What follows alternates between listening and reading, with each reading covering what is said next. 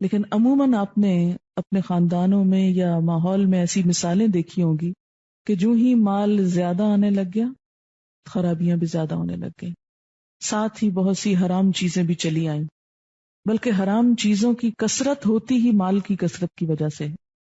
شراب بھی وہی افورڈ کر سکتا ہے جس کے جیب میں پیسہ ہو اور ایکسیسو منی ہو، اور پھر خصوصاً معاف کیجئے جب پیسہ بھی حلال کا ہو تو اس سے شراب خریدنا مشکل ہے اور خریدنے کو دل بھی نہیں چاہے گا، لیکن جب وہ سود کا پیسہ ہو، مثلا حرام پیسہ حرام ہی جگہ پر لگانے کے قابل ہوتا ہے، ناپاک چیز سے کبھی پاکی نہیں پھوٹ سکتی، خیر اور بھلائی نہیں عام ہوتی، وہ بے برکتی اور غلط چیزوں میں ہی استعمال ہوتا ہے۔ لہذا جب حرام کا مال آتا ہے وہ حرام جگہوں پہ لگتا ہے، جس سے بے چینی بڑھتی ہے، بے اطمینانی عام ہوتی ہے، آپس میں نفرتیں اور عداوتیں بڑھتی ہیں۔ اب دیکھیں کہ مثلاً ایک خاندان تھا جو ایک معتدل حد تک کما رہا تھا، زکوٰۃ دے رہا تھا، صدقہ خیرات دے رہا تھا، آپس میں خاندان کے اندر محبت اور پیار تھا، جو ہی ان میں سے کسی ایک نے ایسا کوئی کام حرام کا شروع کیا، مال زیادہ آیا، بہن بھائیوں سے کٹ گیا، حرام کی کثرت ہو گئی، حرام چیزوں میں انوالو ہو گیا، پھر آپ دیکھیں کہ شراب کے ساتھ دوسری عورت بھی آ گئی۔ جب پیسہ کم ہوتا ہے تو عموماً دوسری طرف نگاہ کم اٹھتی ہے، اور عموماً کیا ہوتا ہے پھر حرام حلال کی تمیز بعض اوقات اٹھنے، یہ میں یہ نہیں کہہ رہی کہ نعوذ باللہ سب ایسا کرتے، یعنی ان چیزوں کا احتمال حلال کے دائرے میں نہ ہونے کے برابر یا کم سے کم ہوتا ہے۔ یہ چیزیں یعنی ایک حرام بہت سے حرام اور غلط کاموں کو جنم دینے کا سبب بنتا ہے۔ تو جتنا مال بڑھتا جاتا ہے تو ہوس بڑھتی جاتی، اتنا ہو گیا اب اتنا اور ہو جائے، اتنا اور ہو جائے، ساری توجہ صرف اس کے اکٹھا کرنے پر، وہی پاگل پن ہو جاتا ہے۔ باولا شخص جسے اپنی کیئر بھول جاتا ہے، بال بچوں کی بھول جاتا ہے، اسی طرح حرام کے ذرائع سے بہت مال اکٹھا کرنے والے خود اپنی ذات کی، اپنی بیوی، اپنے بچوں، اپنے خاندان، ان تمام سے غافل ہو جاتے ہیں۔ وہ سمجھتے ہم نے مال دے دیا، پیسہ دے دیا، اب یہ محبت کے بھی بدل ہو گیا اور باقی سب چیزیں بھی اسی سے پوری ہو جائیں گی۔ تو وہ جو انسان کو انسان سے محبت اور ہمدردی اور شفقت ملتی ہے، اس کی جگہ مال سے پوری کرنے کی کوشش کی، جو بالکل ہی الٹ ہو گیا سب کچھ۔ پھر آپ دیکھیں کہ حرام کے مال سے جو صدقہ دیا وہ قبول نہیں، اگر وراثت میں چھوڑا تو جہنم کا توشہ لے کے مرا انسان۔ تو حلال کا اثر نسلوں تک جاتا ہے، اسی طرح حرام کا اثر بھی نسلوں تک جاتا ہے، نسلیں متاثر ہونے لگتی ہیں اس سے۔ تو بات میں یہ کر رہی تھی کہ جب مال ایک جگہ جمع ہو جاتا ہے تو اس سے خرابی ہونے لگتی ہے بہت سی۔ پھر آپ یہ بھی دیکھیے ساتھ کہ مثلاً آپ کھانا کھاتے ہی چلے جائیں اور جو ویسٹ ہے اس کا وہ جسم سے باہر نہ آئے تو کیا ہوگا؟ کوئی ایسا مریض کہ جو صرف کھائے اور اس کا سسٹم کام نہ کرے کہ جس سے اس کے ویسٹ مادے باہر جا سکیں، ایسے شخص کی تکلیف اور مصیبت کا آپ اندازہ کر سکتے ہیں۔ بالکل اسی طرح اگر ایک شخص صرف مال حاصل کر رہا ہے اور اسے خرچ نہیں کر رہا، دوسرے کی ضرورت پہ نہیں دے رہا، نکال نہیں رہا، تو اسی وجہ سے ہم دیکھتے ہیں کہ جو نبی صلی اللہ علیہ وسلم کو معراج کے موقع پہ دکھائے گئے کہ سود خاروں کے پیٹ بہت بڑے بڑے، کیونکہ وہ صرف مال ڈال رہے ہیں، کھینچ رہے ہیں، روپے سے روپیہ بڑھا رہے ہیں اور آگے نہیں دے رہے، اور اس کو کھانے کے لیے پھر کون آئے؟ سانپ ڈالے گئے۔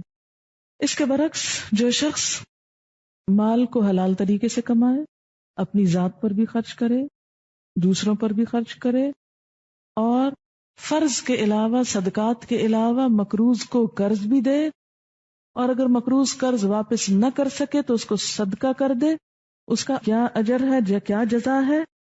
حضرت ابو قتادہ فرماتے ہیں کہ جس شخص کو یہ بات محبوب ہو کہ اللہ تعالیٰ اسے قیامت کے دن کی سختیوں سے نجات دے، اسے چاہیے کہ تنگ دست کو مہلت دے یا اسے معاف کر دے۔ صحیح مسلم کی روایت۔ آپ صلی اللہ علیہ وسلم نے فرمایا کہ جس شخص کے ذمے کسی کا قرض ہو اور مقروض ادائیگی میں تاخیر کرے تو قرض خواہ کے لیے ہر دن کے عوض صدقہ ہے۔ آپ صلی اللہ علیہ وسلم نے فرمایا جو شخص کسی تنگ دست کو مہلت دے یا معاف کر دے، قیامت کے دن اللہ اسے اپنے سائے میں جگہ دے گا۔ صحیح مسلم کی روایت۔ اور اسی طرح اگر مقروض جو ہے تنگ دست ہو یا قرض خواہ زیادہ ہو تو اسلامی عدالت قرض خواہ یا قرض خواہوں سے مہلت دلوائے یا قرض کا کچھ حصہ معاف کرائے گی. یعنی ایک شخص اگر مقروض ہے، دب گیا، جیسے ایکسیڈنٹ ہے کسی کا خدا نہ خواستہ، تو اب اس میں صرف اس کے رشتے داروں یا خاندان والوں کا ہی تو ذمہ نہیں، دوسرے بھی جو آس پاس ہیں ان کا بھی ذمہ ہے. تو ایسی صورت میں کیا ہے کہ اسلامی حکومت یعنی اسلامی نظام جب قائم ہو تو حکومت انٹرفیئر کرے، مقروض شخص کا قرضہ معاف کرائے یا اسے مہلت دلائے.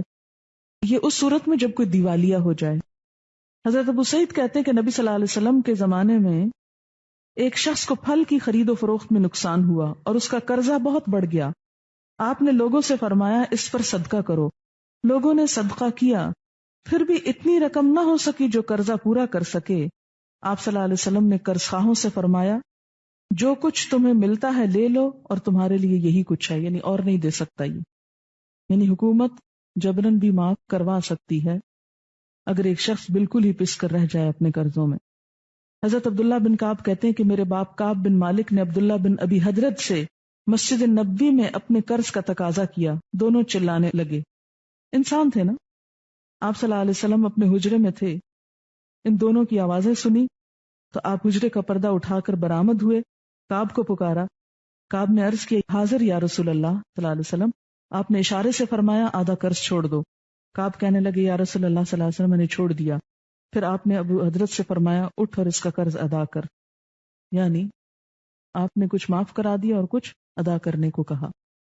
پھر اسی طرح اگر کوئی قرض خواہ مقروض کے ہاں اپنی چیز بے جنسی ہی پالے تو وہ اس کی ہوگی. یعنی پیسے کی بجائے اگر کوئی دوسری چیز اس کے عوض مل رہی ہو تو وہ بھی لی جا سکتی ہے. یعنی جسے آپ کہتے ہیں نا قرض کرنا. لیکن کچھ چیزیں قرض کرنے سے منع کیا گیا ہے. مثلا رہنے کا مکان جس میں وہ شخص واقعی خود رہ رہا ہو، اس کو نکال کے اس کا مکان قرض نہیں کیا جائے گا. اس کے اور اس کے اہل خانہ کے پہننے کے کپڑے، تاجر ہے تو اس کے کچھ تجارت کا سامان، اور اگر صنعت حرفت میں ہے تو اس کے کچھ اوزار، اور گھر والوں کے کھانے پینے کا سامان. یہ بھی کیوں؟ اس لیے کہ آخری حد پر بھی جا کر انسانی ہمدردی کو نہ بھولو. کسی کو ننگا نہ کرو، اس کو بھوکا نہ چھوڑو، اس پہ ظلم نہ ڈھاؤ. مسلمان کا بھائی ہے. پھر فرمایا واتقوا یوما، ڈرو اس دن سے. کس دن سے؟ قیامت کے دن سے. کیا ہوگا اس دن؟ ترجعون فیہ الی اللہ، تم لوٹائے جاؤ گے اس دن اللہ کی طرف. یعنی یہ سود وہی چھوڑ سکتا ہے جس کو آخرت کی طرف واپسی کا اندیشہ ہو، جس کے دل میں آخرت کا خوف ہو، فکر ہو. کب تک دنیا میں یہ عیش و عشرت کرتے رہو گے؟ کب تک تمہیں یہ سب کچھ حاصل رہے گا؟ اس دن کا بھی سوچو. ترجعون فیہ الی اللہ، جس میں تم اللہ کی طرف لوٹائے جاؤ گے. ثم توفی کل نفس، پھر پورا پورا دیا جائے گا ہر شخص کو. کیا؟ ما کسبت، جو اس نے کمائی کی. وہم لا یظلمون، اور وہ ظلم نہ کیے جائیں گے. یعنی کسی انسان پر کچھ بھی ظلم نہ ہوگا. آیت بھی بہت سی روایات کے مطابق قرآن پاک کی آخری آیت ہے جو آپ کی وفات سے چند روز پہلے اتری.